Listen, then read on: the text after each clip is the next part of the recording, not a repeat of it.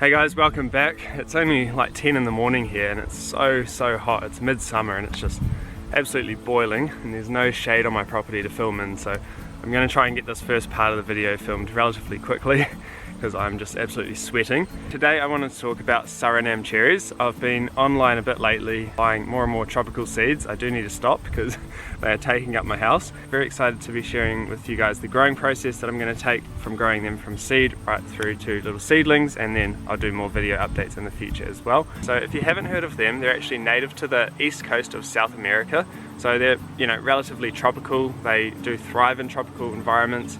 Now here in New Zealand, I'm not in a tropical environment, but we don't have really cold winters, so I'm hoping that I'm going to be able to, keep them maybe in a pot and just keep them protected during the winter.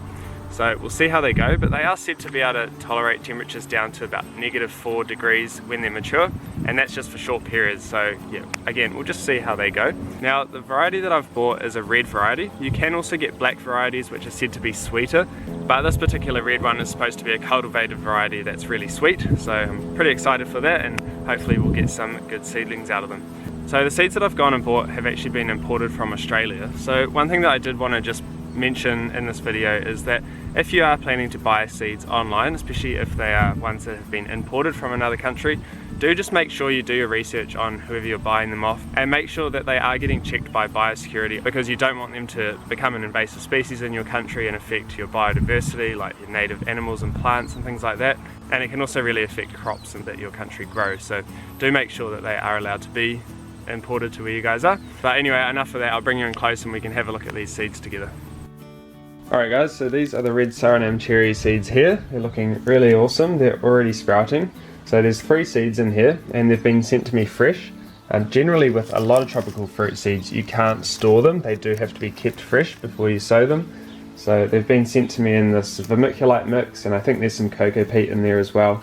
But as you can see, the roots are really well formed. They're quite big, so I do just have to be really careful when I'm holding them.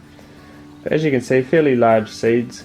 And really all I'm going to do is just get some regular seed raising mix and plant them about 1 inch or so deep and just carefully cover them over. I just want to be really careful not to damage the root, and then I'll just gently pat them down. Once I've done that, I'll just give them some water and keep them in an area of my house where I can keep a close eye on them. You do just want to be careful that they don't dry out, and you also want to make sure that you don't overwater them as well. So keep them moist but not, soggy and saturated.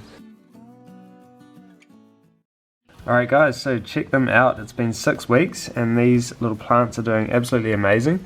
It only took them about 1 to 2 weeks to actually first emerge from the soil. They didn't all sprout at the same time either. This was the first one. As you can see, it's a bit bigger, and this one took an extra week and a bit, I think, to actually poke his head through. So do be patient with them, don't give up on them too soon. I've just had these growing in my house in an area that gets a little bit of direct sunlight in the morning, only 1 or 2 hours. And then for the rest of the day they get bright light but indirect sun, so they seem to be really enjoying that.